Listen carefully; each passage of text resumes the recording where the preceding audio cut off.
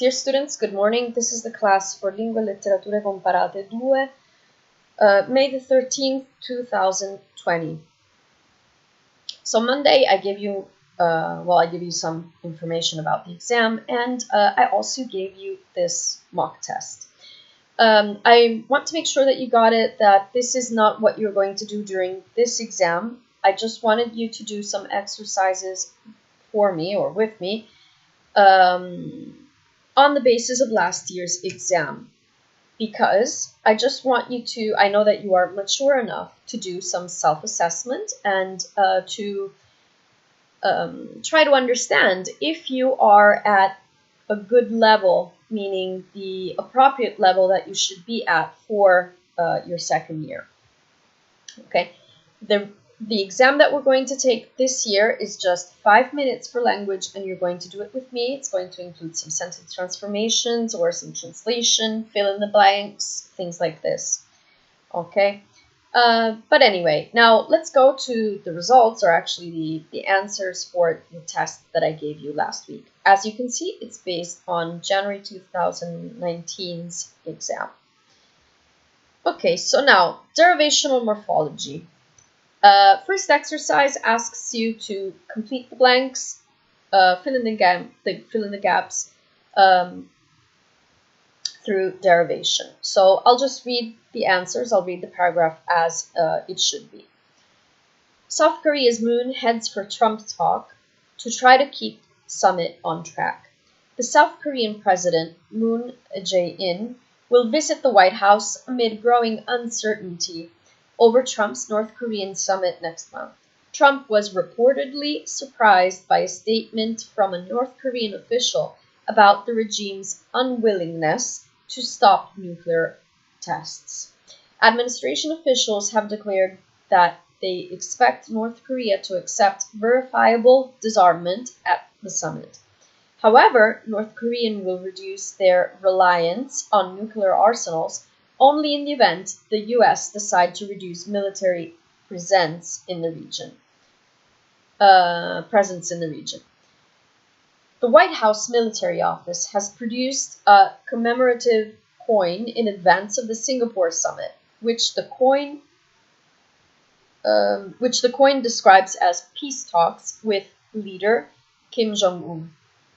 Unfortunately, the optimists in the run-up to the meeting evaporated when a former North Korean negotiator, Kim Wei-wan, I hope I said that correctly, threatened withdrawal from the talks if the U.S. officials stuck to that position. Okay, so that one was 10 marks, 1 mark for each gap. I'm telling you about the marks so that you can do your own self-assessment. Okay, you can put your number here, and then I'll show you how to do calculations. Fill in the blanks. Complete the passage using the right voice and tense of the verb provided in brackets. Okay, this paragraph is usually open up to several options. Several gaps could be okay. So if you have any specific question about it, just send me a message, and we'll see if your answer is correct anyway. Ice Age Horse. This last fall, a family in Utah working on a landscape project ended up finding the bones of a small horse. This is going to take forever, we started to dig with our fingertips and found ribs, said Mr. Hill, the homeowner. The family eventually uncovered most of a complete skeleton. While the head was missing, the bones were perfectly preserved. Experts believe the skeleton resembles a Shetland pony, but how they ended up where they did remains a mystery. An experienced paleontologist theorizes that since Utah was covered by a prehistoric lake, the animal may have run into the water in order to escape a predator and got trapped. The Times reported the skeleton is now back at the museum where it will be repaired. Well, repaired isn't the best word there, but anyway. Okay, so this one is 10 marks too, 1 for each blank, and you can do the math there. Sentence transformation. Alert, alert. This is what you need to know how to do. If you don't, go to your mother tongue teacher's Moodle and also do some self-studying on this, because this is one of the things that we will definitely ask you to do. Okay, so what is the trick to this type of exercise? You've already done it during your first year, so you know what it works, how it works. 2 to 5 words, including the word in the gap, the word in brackets. Matt did not study, so he made a lot of mistakes. If Matt had studied, he would have made fewer mistakes. Do you know who this smartphone belongs to? Do you know whose smartphone this is? Remember the order with WH questions, with WH pronouns there. You can't drink alcohol on a beach in California. You are not allowed to drink alcohol on a beach in California. Number 4, my teacher suggested that I spend the summer in London. My teacher advised me to spend the summer in London. And number 5, although he was well paid in his new job, he wasn't very happy. Despite being well paid in his new job, he wasn't happy. This one is 10 marks, okay? So how would I proceed with this? If everything is 100% sure, give yourself 2 marks for each sentence. If you got something incorrect, okay, but your sentence is still understandable, give yourself 1 mark. If you had no idea about how to do the exercise, 0 marks. And if you got the tense wrong, 0 marks too, okay? And so that's 2 times 5, 10. Reading comprehension. Read the following text, then answer the questions.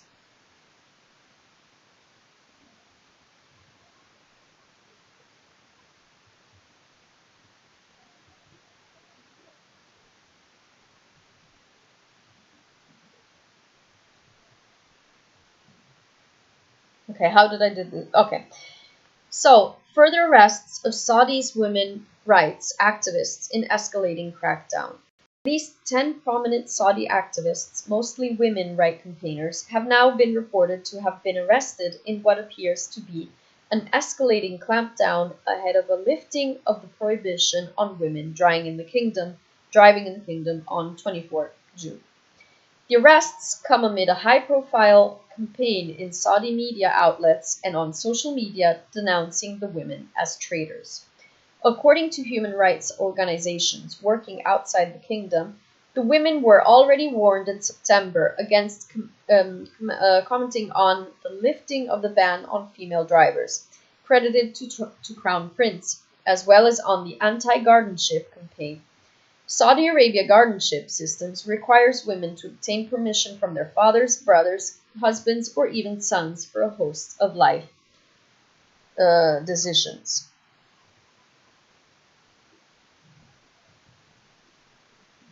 According to the Gulf Center for Human Rights, among those arrested last week were Eman al-Nafyan and Luyan al-Haflou, both well-known women's rights activists. The 2 women are among 9 campaigners whose names have been circulating on social media in recent days. According to the GCHR, al-Haflou was being held incommunicado, while al-Nafyan was able to call her family once. Both are at undisclosed locations. Al-Nafyan, who has been heavily involved in the campaign to allow women to drive in the kingdom, is a professor and the author behind the Saudi Women's Weblog, a blog about Saudi society, women's rights, and human rights in general. Al-Haflou is a Saudi women's rights activist and a social media figure who has been involved in the campaign for women to be allowed to drive, and was detained on December 1st, 2014 for 75 days, and again in June 2017. Pictures of some of the women have also already appeared in social media posts, where they are accused of contact with foreign entities with the aim of undermining the country's stability and social fabric. A hashtag, agents of embassies, and a graphic featuring the activist's face also spread on the social media. Campaigners, however, remain unsure of the precise motivation for the arrests. There's always been a sense that the women's activists in Saudi are protected, that they wouldn't be punished in the same way as other activists, said Hiba Zayadin of Human Rights Watch. This feels like a message that they are not beyond punishment. Why? It is not clear, but one theory is that it is for taking credit away from reforms being pushed by the Crown Prince. Zayadin had added. It is still pretty surprising that this should be happening days before the driving ban is lifted. Another theory is that it may be to insulate the leadership from ultra-conservatives who are unhappy about the reforms. No doubt, the decision to allow women to drive could give them the much-needed mobility to join the workforce. Saudi women no longer need male permission to start a business, but Saudi activists say social change will only be cosmetic without dismantling the kingdom's guardianship system. Okay, so let's look at the answers. The lifting of the prohibition on women's driving has not been enforced yet. B. Human rights organizations claim the women had already been warned because they spoke out in favor of the Crown Prince's new law about women driving. Number 3. What does the article say about both Eman al-Nafyan and Luyan al-Hathlul? Letter B. Information about their position is confidential. Number 4. According to Hibat Zayadin, one possible hypothesis is that the arrests were for protecting current leaders from pro-guardianship politicians. And then finally, number 5. Local activists believe the new policy will not subvert the male-dominated system.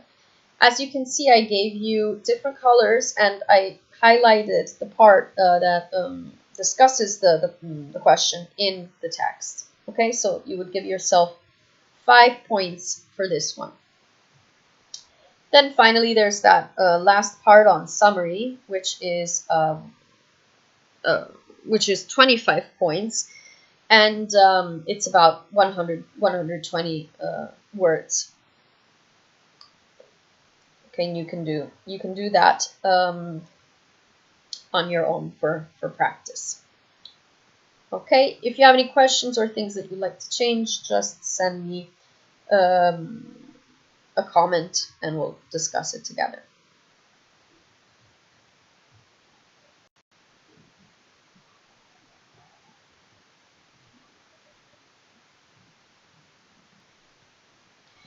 So now let's move forward to the theoretical part of the class. And I just want to remind you that we have, well, after this class, we're just going to have three classes left. Okay, so we're almost done. We're going to, hopefully, we're going to end on May 25th. So then that you have plenty of time to study for your exam. Okay, so let's see where I am. Last week, we were still talking about one place predicates, two place predicates, the actual number of elements that a predicate needs to fill up a complete sentence, to make a complete sentence. And we did lots of exercises on that.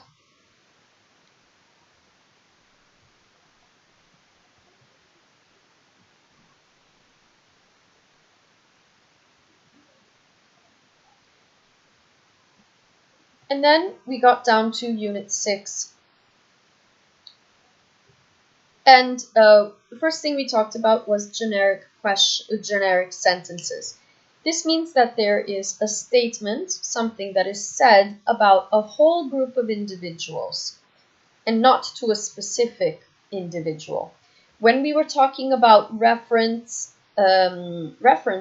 we said that it has to end, referring expressions, we said that they refer to a specific individual. Whereas with generic sentences, we're talking about the whole group. For instance, a whale is a mammal. We're not talking neither about a specific whale nor about a mammal specific mammal, so this is considered a generic sentence. And so we did exercises about that. Then I introduced the concept of universe of discourse. Universe of discourse are, let's say, the world, be it imaginary or real, that the speaker assumes he's talking about when he is talking. What do I mean? It's whatever the person has in mind when he is speaking. Whatever specifically the person has in mind when he is speaking. I gave you this example. No, we'll not do this one. Like, did Jack's son come this morning? I didn't know Jack had a son. In this case, these two people do not share the same universe of discourse because according to A, Jack has a son. According to B, Jack does not have a son, so he has no idea what A is talking about.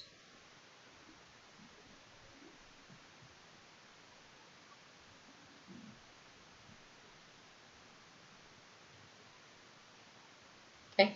It was a pretty short explanation because I gave you all those explanations about the exams and I really wanted that to be precise. As you can see, I'm skipping several things. It's not because we're behind in the program, absolutely not. It's just that I didn't do them last year. Or there are also things that I did last year and I think were not necessary for this year, so I just left them out. But anyway, there's the title of the unit. You can just, I think that lots of you don't have the book anyway, so just look at the slides that I'm giving you and you will be fine for your exam. There are some things that were a little too complicated that you will do later on during your learning journey, so that it's fine for now. So for today, I'm going to start Unit 7 with deixis and definiteness. Okay.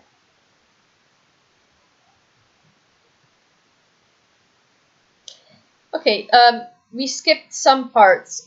We skipped some parts of the book, but let's see if we can do the whole entry test. This is what you should know by now. Is an utterance tied to a particular time and place?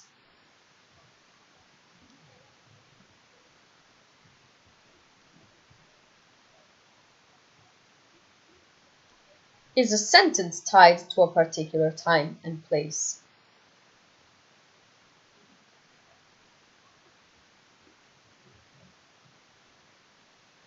I'll answer these two first. By now, you should have understood that utterances are tied to a time and place, but sentences aren't.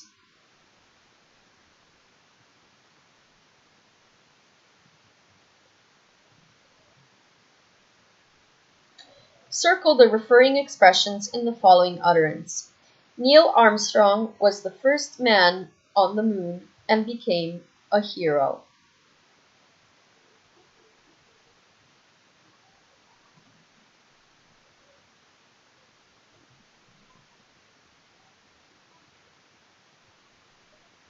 Okay, so Neil Armstrong and the moon.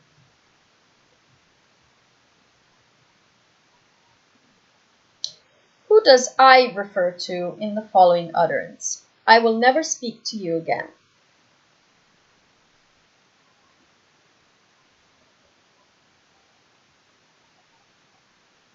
When a speaker says to someone, a man from Dundee stole my wallet, would he usually be assuming that the hearer will bring to mind a particular man from Dundee and be able to identify him by associating him with facts already known about him?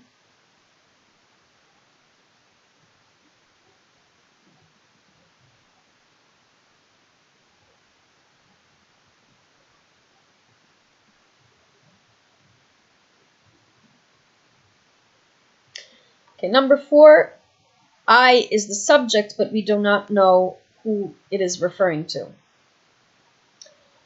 And number 5, this person does not have any specific man from Dundee in his mind because they do not share the same universe of discourse. Plus, there is no specific referent in the sentence.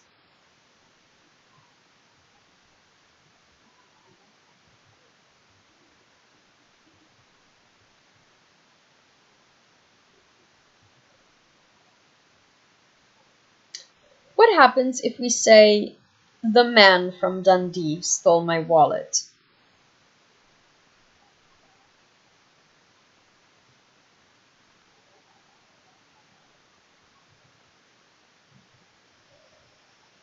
Well, in this case, the man is referring to somebody specific. So if B knows who the man from Dundee is, then the here will bring to mind a particular man from Dundee.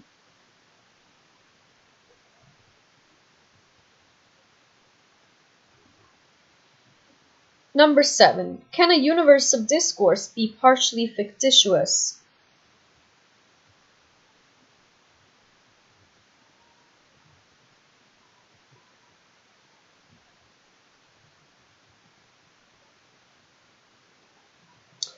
If perfect communication is to take place between speaker and hearer on a topic, is it necessary that they share the same universe of discourse?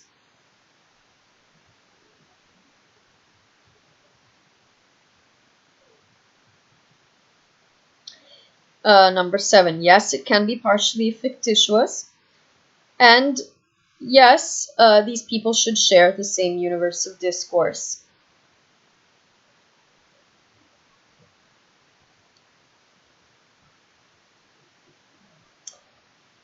So remember what we said about a man from Dundee and the man from Dundee for later on. But for now, let's focus on the definition of deictic words. We already did this part, some of this, with the pragmatics book. So we'll just see if there's anything new here. So a deictic word is one which takes some element of its meaning from the context or situation of the utterance in which it is used. What does this mean? If a sentence includes a sentence or an utterance, includes a deictic word, it means that it depends on the context to understand its meaning. For instance, when Ben Heasley says, "I've lost the contract," the word I refers to Ben Heasley. Okay, obviously I pronoun stands for Ben Heasley if he is uttering this construction. But if it's Penny Carter to say, "I'll send you another one," the I that is used here is referring to Penny Carter, of course. Nothing new for you.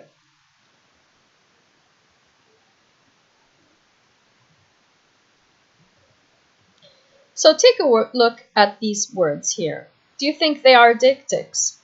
Here, Wednesday, place, today, and you.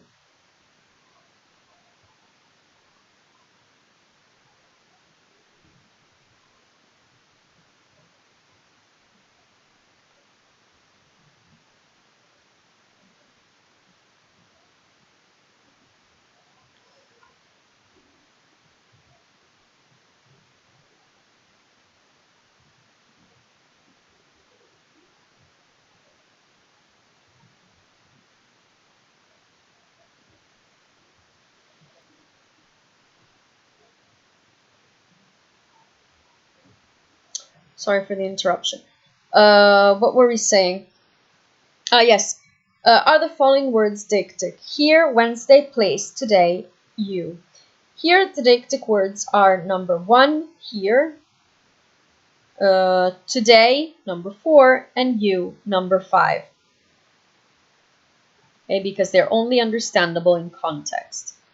Time and personal deixis.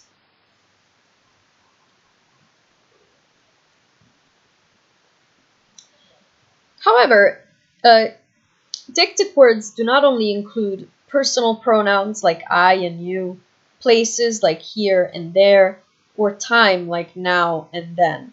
There are also some predicates that have a dictic flavor, I would say, that sort of depend on the context. For instance, the word come has a dictic ingredient because it means going towards the speaker. And the same thing can be said for go, or bring, and take. Okay? There is some deixis going on there.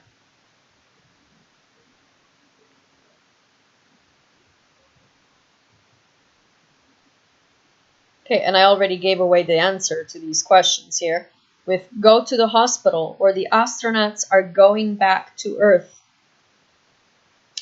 Please don't bring food into the bathroom. Or can you take this plate into the kitchen for me? Okay. Verbs like that.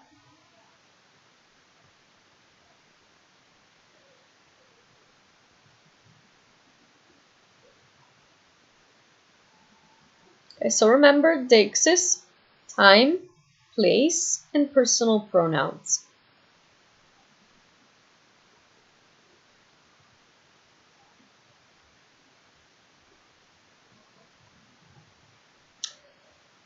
Let's look at another topic, definiteness. Remember what I was talking about before with a man versus the man from Dundee.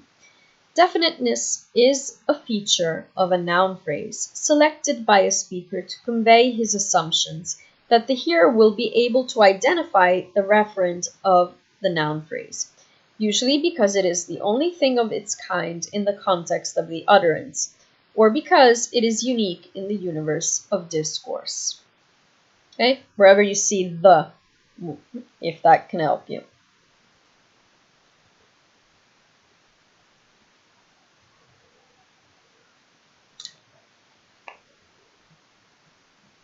So there are three types of definite noun phrases in English. And they are proper nouns, proper names like John, Queen Victoria. Personal pronouns in a specific context like he, she, it, and so on.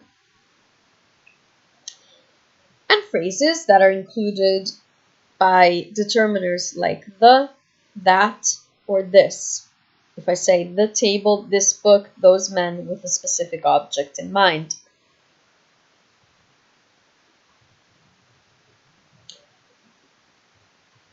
The opposite happens for nouns that use indefinite articles, like a man, a woman, or pronouns like someone or one. They are all indefinite.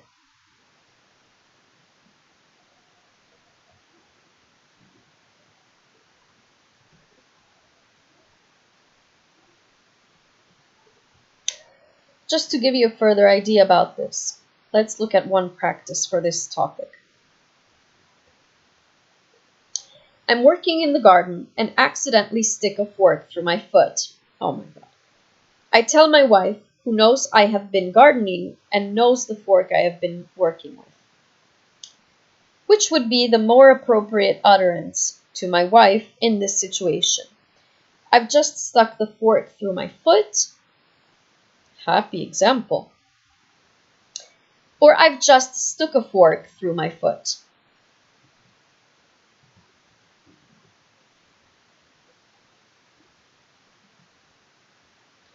Obviously, if they both know what they're talking about, the more appropriate would be A. I've just stuck the fork through my foot.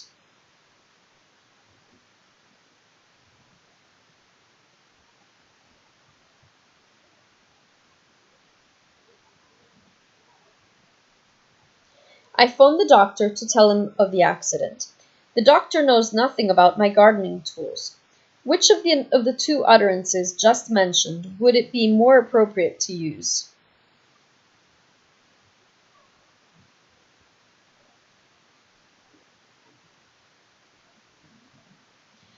Obviously, you would use letter B. I've just stuck a fork through my foot.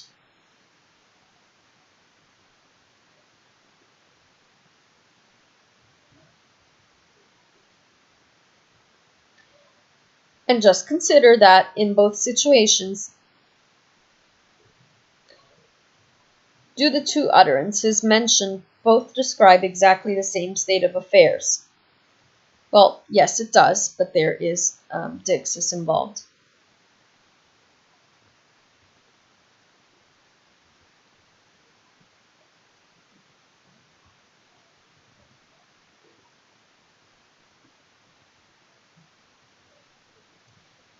And that's what I want you to know about Unit 7. Deixis and definiteness.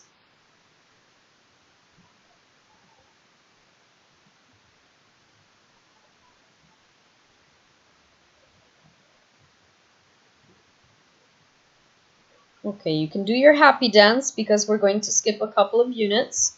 Let me pull this up. And we're going to go down to Unit 10.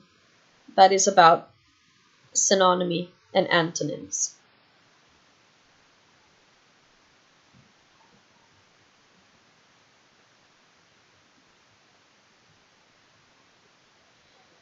This might be a little complicated, but let's see. So we all know that synonymy is the relationship between two predicates that have the same sense. Well, we all know how to recognize two synonyms. For instance, in lots of dialects of English, stubborn and obstinate are synonyms. The same thing happens for brigand and bandit, or mercury and quicksilver. Okay, they're synonyms. They mean almost the same thing. Not the same thing, but almost the same thing.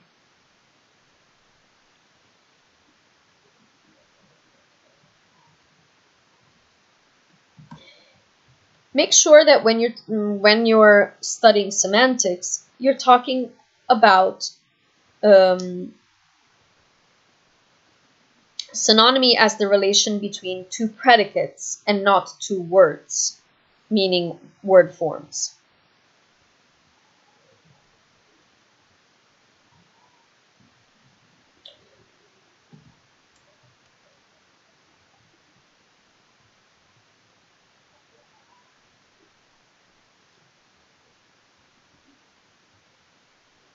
Let's see, what they're talking about here.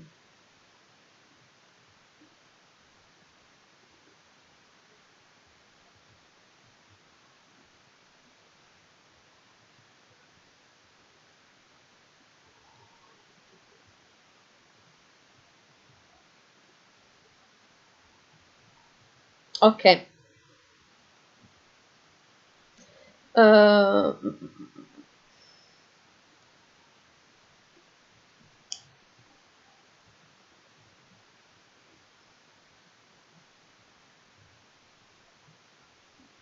Yes, okay. So yeah, I see where they're going with this. So they say that synonymy is related to predicates and not word forms. Because, for instance, look at the example of the definition of the word hide. Okay? So in the dictionary, you would find hide in the form number 1, like the intransitive verb, let's hide from mommy. Hide 2 is the transitive verb, like hide your sweets under the pillow. Hide 3 could be the noun, like we watched the birds from the hide. And so these can have their own synonyms. But hide number 4 can also be the noun. The hide of an ox weighs 2,000 libs. Obviously, the first 3 have related meanings, okay, predicates.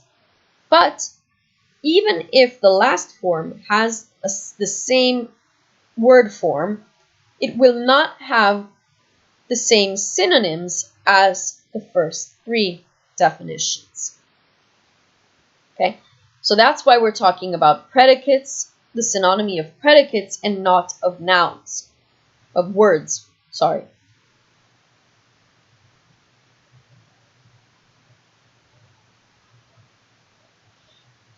So when we're talking about individual predicates, we talk about synonyms. But let's look at what happens in the case of sentences. A sentence that expresses the same proposition, if you don't remember what proposition means, go back to Unit 1, as another sentence is a paraphrase of that sentence. This means that just like there are synonyms for predicates, and so for individual words, there are also, let's say, synonyms of sentences that are called paraphrases.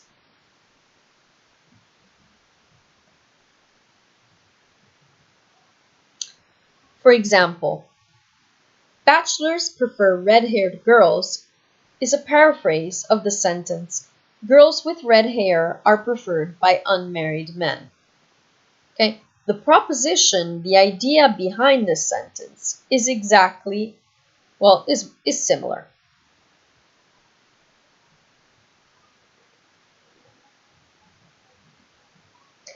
So now challenge yourself trying to say whether these following pairs are paraphrases or not.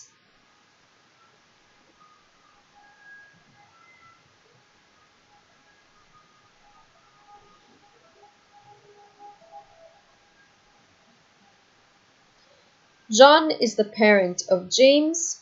James is the child of John.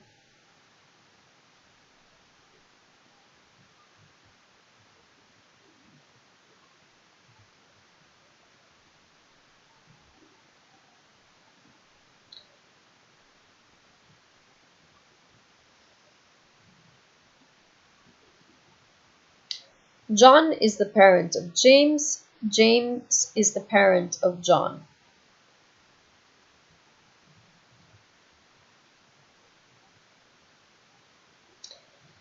My father owns this car. This car belongs to my father.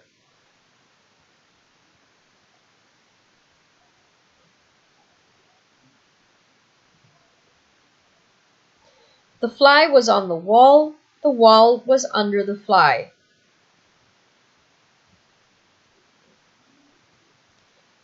Some countries have no coastline. Not all countries have a coastline.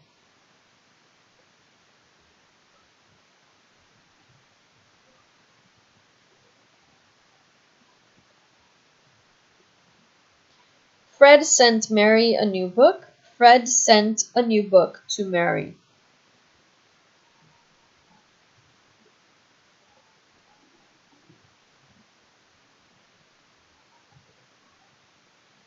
Jerry took out the garbage.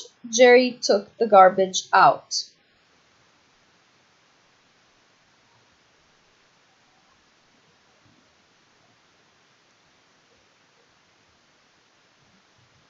So here the paraphrases are: number 1, John is the parent of James. James is the child of John. Number 3, my father owns this car. This car belongs to my father. Number 4, the fly was on the wall. The wall was under the fly. Number 5, some countries have no coastline. 6, Mary sent a new book. And 7, Jerry took out the garbage.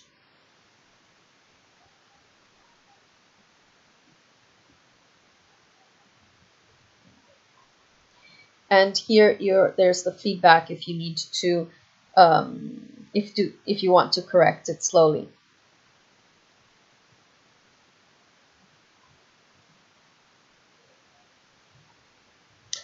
So that was for synonyms, similar predicates, paraphrases, similar sentences. And now let's look at the concept of hyponymy. Hyponymy is a relation between two predicates, okay? And the relationship indicates that one of these predicates is included in the meaning of the other. Okay, you have to imagine a big group and a small group. For example, the meaning of red is included in the meaning of scarlet. Scarlet belongs to the smaller group, red belongs to the bigger group.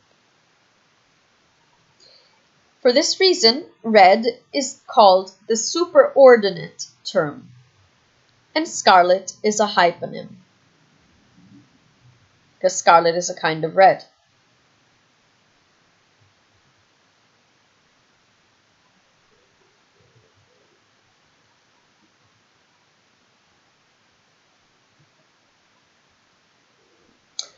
Look, we'll try to do this one. If it's too difficult, we'll see.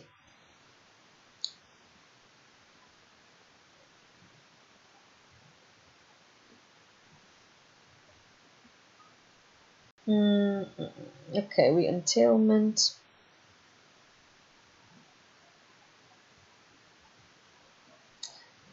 Let's just stop at this first part of the definition. We're talking about entailment. So, a proposition X entails a proposition Y if the truth of Y necessarily follows from the truth of X. Okay? Take some time to read this explanation on your own.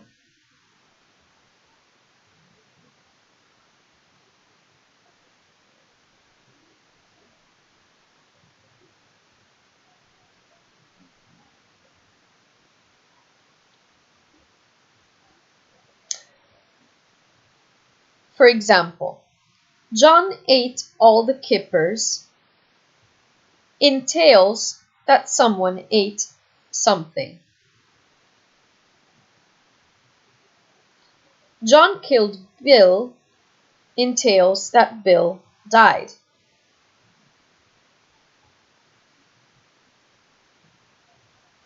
So the truth of Y depends on the truth of X. It is not possible to think that there could be situations in which X is true and Y is false. Because if John killed Bill, necessarily Bill died.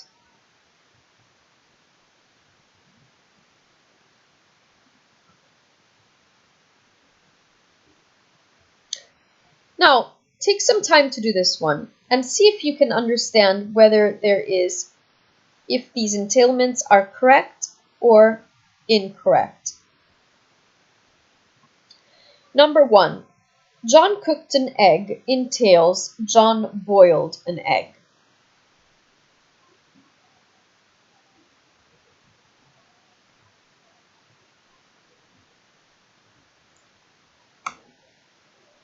John boiled an egg entails John cooked an egg.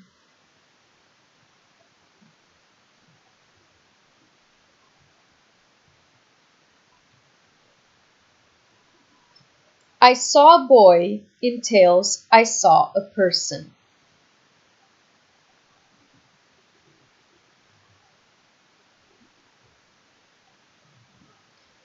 John stole a car entails John took a car.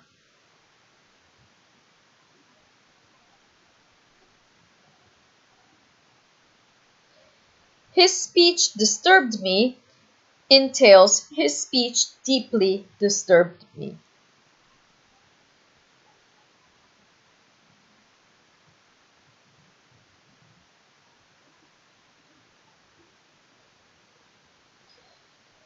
Okay, so number 1, this one is incorrect because if you cook it, it doesn't necessarily mean that you boiled it. Number 2 instead is correct. Number 3, I saw a boy entails I saw a person. Yes, this one is correct. John stole a car entails John took a car. Yes, this one is correct. The last one is not. His speech disturbed me does not entail that he deeply disturbed me. It's just a matter of thinking there more than the definition per se.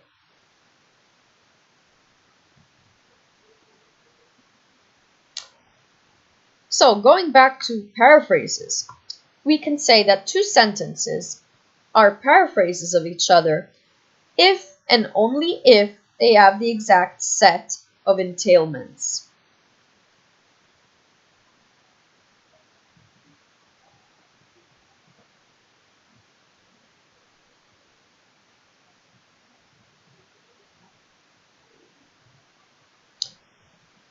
So look at these pairs and see if they have the same set of entailments or not.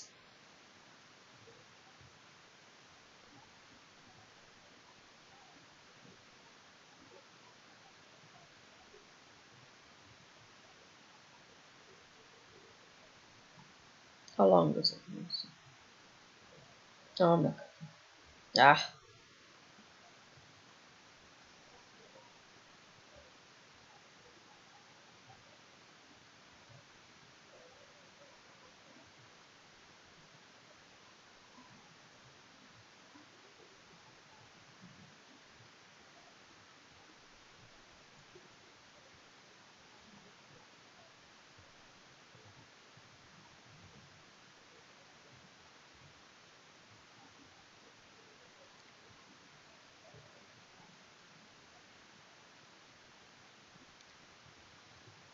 So number one, no one has led a perfect life and someone has led a perfect life.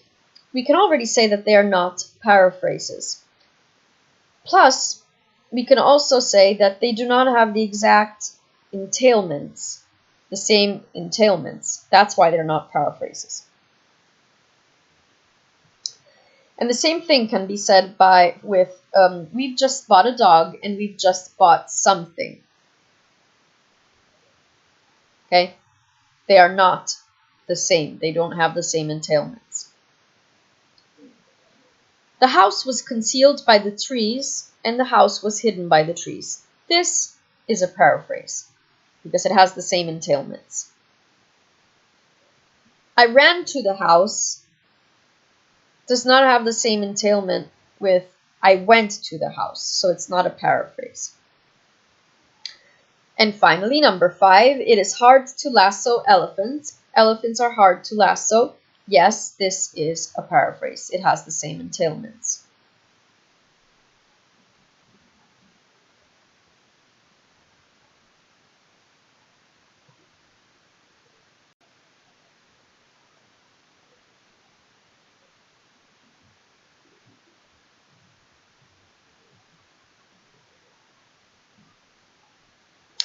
And that is the end of Unit 10.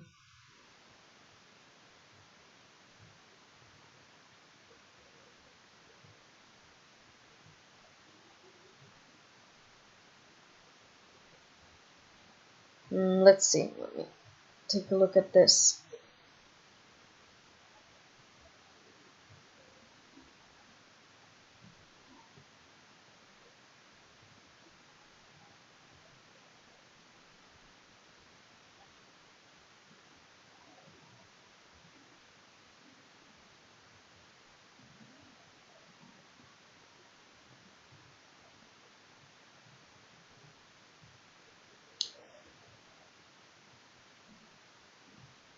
Okay, sorry for that.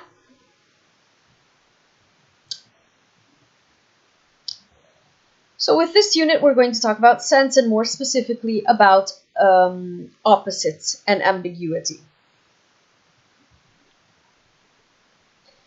So synonyms are words that have similar predicates.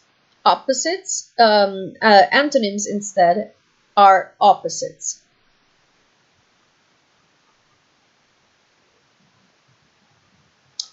So what would you say, what would you define as the opposites of these words?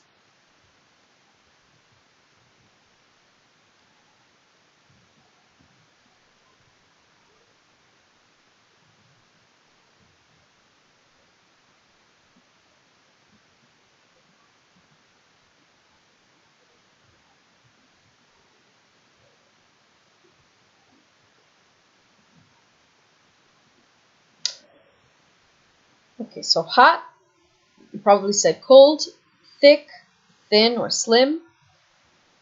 Buy, sell, lend, borrow, male, female, dead, alive, lunch, dinner, liquid, solid.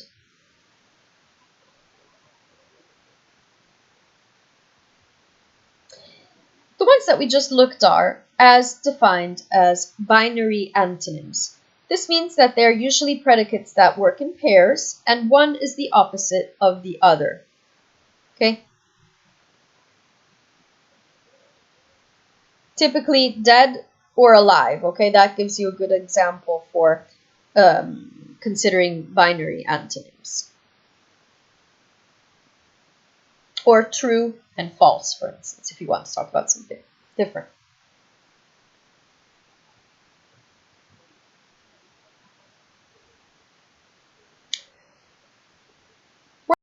Predicates and tell me if they are, or tell yourselves, if they are binary antonyms.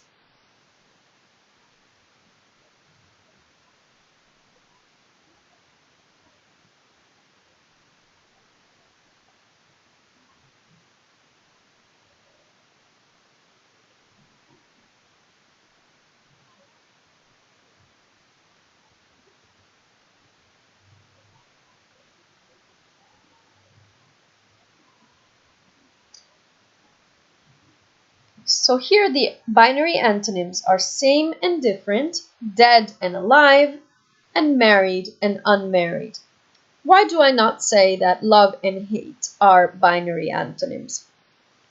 And then we'll see if the book agrees with me. Because, well, there can be infinite shades between love and hate. Okay? Whereas married or unmarried depends on an official situation. So it's a status. So you're either married or not. Let's see what they say. Yes, exactly. Well, they explain it like, no, if I don't love you, it doesn't necessarily mean that I hate you.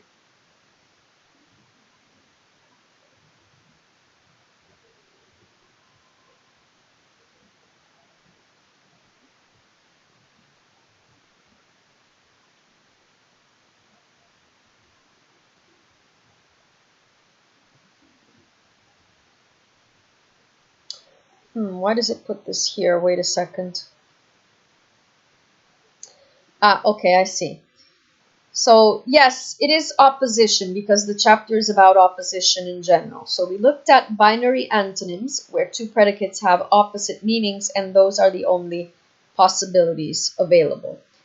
But if there is a predicate that describes a relationship between two things, and another predicate describes the same relationship but mentioning the two things in the opposite order, these two predicates are called converses. What does this mean? You understand it more practically if you look at the example. Parent and child are converses because these two predicates describe a relationship where X is the parent of Y, but Y is the child of X. So there's an opposite order, and so the two predicates are converses of each other. John is Mary's dad, Mary is John's daughter.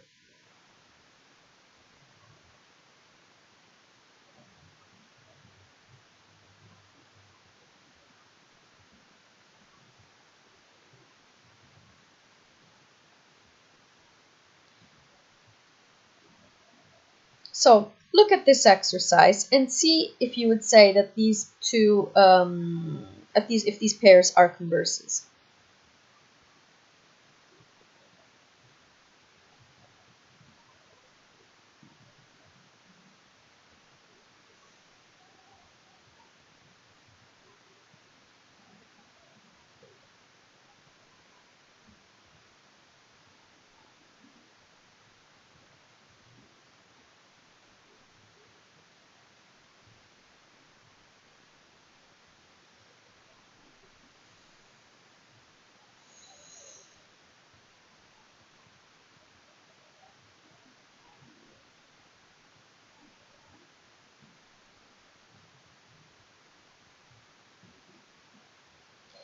In this case, the converses are number 1, below and above, number 2, grandparent and grandchild, number 4, conceal and reveal, number 5, greater than, less than. Even if I have a doubt on number 4, we'll check. And number 6, he owns the car belongs to him. Okay, so yes. So the only ones who are not converses are number 3, love and hate, and number 4, so I got it wrong, conceal and reveal.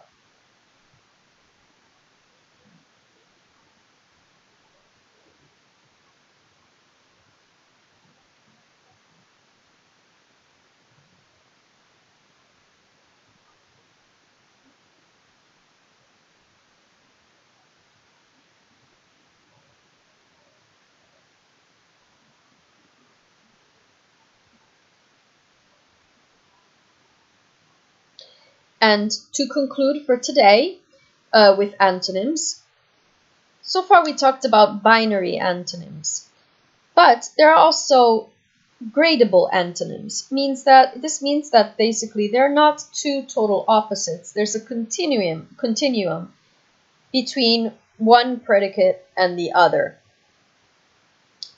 For instance, hot and cold, that are gradable. And between hot and cold, there is an infinite scale of values. So see if you can tell me whether these are gradable antonyms or not.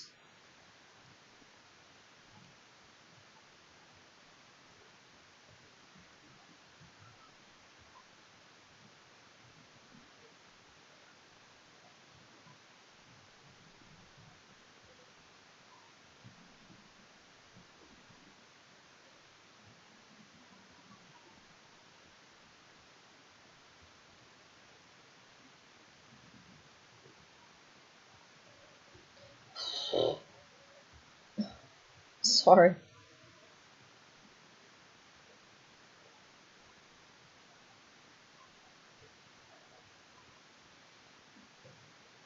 Let's see. Tall and short, they're gradable. Long and short. No, because they're not opposites. Or yes. Let me check. I'm always waiting for the trick there. Okay, yes, they do. Clever and stupid, yes. Top and bottom, yes. Love and hate as well. What happened here? Number 4, no. Why? Top and bottom. Well, there can be something in between. Oh, they say no. I would say yes, but okay. And we'll stop here with the explanations for today. So what are the concepts that you should know for this class? You need to know the topic of deixis. What is deixis? Personal pronouns. Well, personal deixis, place and time. And you also have to know that there are some verbs that have an implicit sense of deixis, like come and go, or bring and take. Then we also talked about definiteness. So when there's a noun phrase that the speaker thinks the hearer will be able to identify the referent of the noun phrase, like Queen Victoria or the man. Then we talked about synonymy, the relationship between two predicates that have a similar sense, I would say, not same.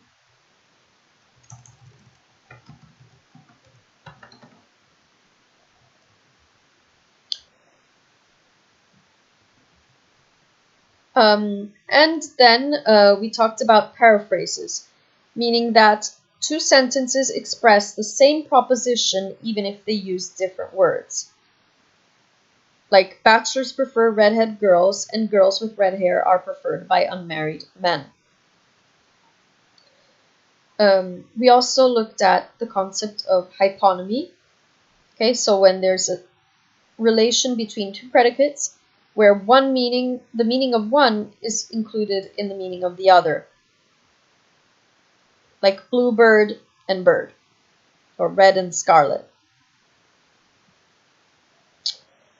Then we looked at the concept of entailment, where a proposition X entails a proposition Y if the truth of Y follows necessarily from the truth of X, which we saw was quite confusing as a definition, but we got it when we once did the exercises.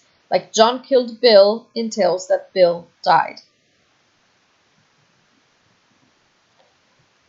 And we said that this concept of entailment was linked to the concept of paraphrases, because two sentences are paraphrases only if they have the exact same entailments, meaning that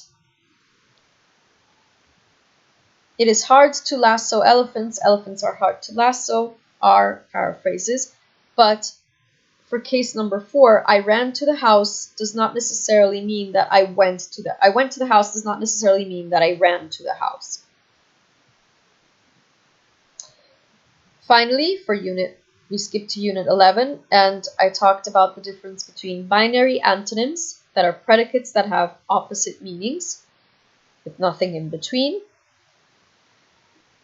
versus gradable predicates that have a continuum between them.